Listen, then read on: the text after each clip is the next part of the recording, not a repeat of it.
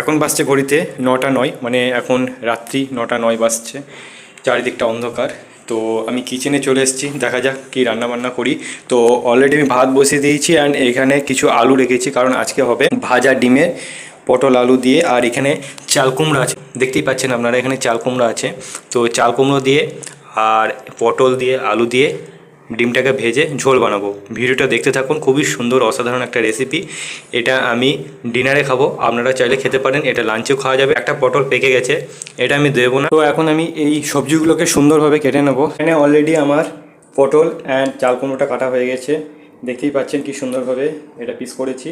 তো এটাকে ভেজে নেবো। ফার্স্ট আগে ডিমটা ভাজবো, ওই দেখুন ওই সাইডে ডিমটা আছে, ওটাকে ধুয়ে রেখেছি। ডিমটাকে ভেজে নেবো, তারপর এগুলো ভাজবো। আর এই সাইডে আলুগুলোকে পিস পিস করে কেটে রাখা হয়েছে। আর এখানে আছে পেঁয়াজ কুচি, আদা কুচি আর রসুন কুচি। আমি আদা রসুনটা বাটিনি, এইভাবে কুচি করে খাবে, দেখবেন খুবই ভালো লাগবে। সবসময় তো বাটা সম্ভব নয়, তো এইভাবে কুচি করে খেতেও খুব সুন্দর লাগে, জাস্ট খেয়ে দেখবেন। তেলটা অল্প সামান্য, জাস্ট অল্প পরিমাণে একটু দিয়ে দিই, ডিমটা ভাজার জন্য যেটুকু দরকার। এবারে এই ডিমটা জাস্ট বাটিতে একটু ফাটিয়ে নেব। ডিমটা অলরেডি সুন্দরভাবে ফাটিয়ে নিয়েছি। জাস্ট কড়াইয়ে তেলটাকে এভাবে একটু নাড়িয়ে দিয়ে এবার সুন্দরভাবে ডিমটাকে একটু সাইড করে দেব, যাতে ভালোভাবে ভাজা যায়। গ্যাসটাকে একটু জাস্ট বাড়িয়ে দেবো।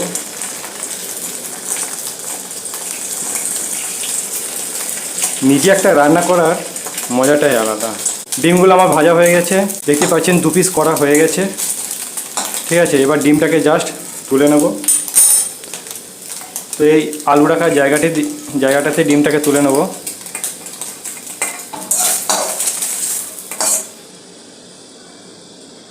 কড়াইয়ে গ্যাসটাকে কমিয়ে এটা সর্ষের তেলটা এবার দিয়ে দেবো রান্নার জন্য।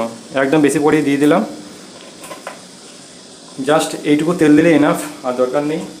এরপরে এই যে পেঁয়াজ আদা রসুনের কুচি কুচি করা যেটা ব্যাপারটা ছিল, সেটা এবার দিয়ে দিলাম।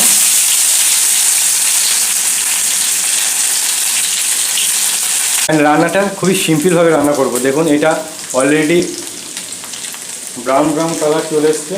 এর ওপরেই আমি চাল কুমড়োগুলোকে দিয়ে দিলাম। সুন্দরভাবে চাল কুমড়োগুলোকে ভেজে নেব অ্যান্ড তার সাথে পটলগুলোও দিয়ে দিলাম। এবার এটাকে একটু তেলে ভালোভাবে ভেজে নিতে হবে। সবই তেলের কাছে মজা। একটু সামান্য তেল বেশি দিয়ে রান্না করলে, বেশি মশলা না দিলেও হবে। তেলটা একটু সামান্য বেশি দিলেই রান্না অবভিয়াসলি খুব সুন্দর হবে। তো পটলগুলো মোটামুটি অলরেডি একটু ভাজা ভাজা হয়ে গেছে। এরপর আমি আলুগুলোকে এরই মধ্যে দিয়ে দেবো। সুন্দরভাবে আলুগুলোকে দিয়ে দেবো। আলুগুলোকে একটু ভেজে নেব।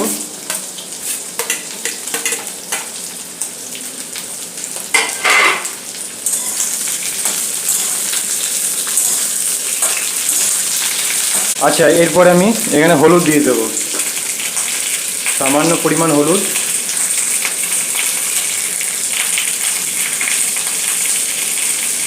জাস্ট সামান্য পরিমাণ হলুদ। এখানে লঙ্কা গুঁড়ো দিয়ে দেবো একটু পরিমাণ, যেহেতু আমি কাঁচা লঙ্কা দিইনি, জাস্ট অল্প পরিমাণ লঙ্কা গুঁড়ো। আর এখানে আছে ধনে গুঁড়ো জিরে গুঁড়ো, এটাও সামান্য একটু দিয়ে দিলাম। ধনে গুঁড়ো জিরে গুঁড়ো একসাথে মেশানো আছে, ধনে গুঁড়ো জিরে গুঁড়ো। এরপরে স্বাদ মতো লবণটাও দিয়ে দেবো। এই লবণটা একটু মানে একটু চাকা লবণ যাকে বলে, আশীর্বাদ লবণ, একটু অল্প পরিমাণে দেবো, যাতে খেতে একটু মিষ্টি মিষ্টি লাগে। বেশি লবণ দেবো না। এরপরে আমি সামান্য পরিমাণ চিনি দেবো, জাস্ট অল্প। সব সরঞ্জামগুলোকে এবার ভালো করে একটু কষিয়ে নেব। এইভাবে আপনারা বাড়িতে রান্না করে ডিনারে খাবেন, লাঞ্চে খাবেন। এটা রুটি দিয়েও খুব সুন্দর লাগবে খেতে, রুটি দিয়েও খাবেন, খুবই সুন্দর লাগবে খেতে। দেখতেই পাচ্ছেন খুব সুন্দর কালার এসছে।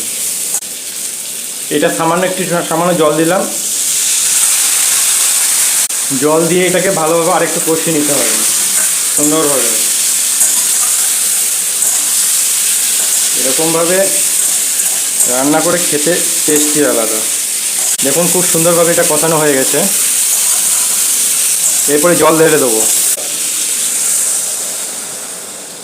তো সামান্য আরেকটু পরিমাণ জল দিয়ে দিলাম, কারণ ডিমটা দেবো, ভাজা ডিমে একটু জলটা টেনে নেবে। এরপরে ডিম দুটোকে দিয়ে দেবো একদম। ওকে ভালোভাবে জলের মধ্যে এইভাবে ডুবিয়ে নিতে হবে, একটু উলট পালট করে দিতে হবে। দেখছেন তো কী সুন্দর কালার এসছে। এভাবে আপনারা বাড়িতে রান্না করবেন। এই ঢাকা দিয়ে দিলাম। তো অলরেডি ঝোল ফুটতে শুরু করেছে অ্যান্ড দেখা যাক কী অবস্থা। ঢাকনাটা খুলি, আশা করি একদম টোটালি কমপ্লিট হয়ে গেছে।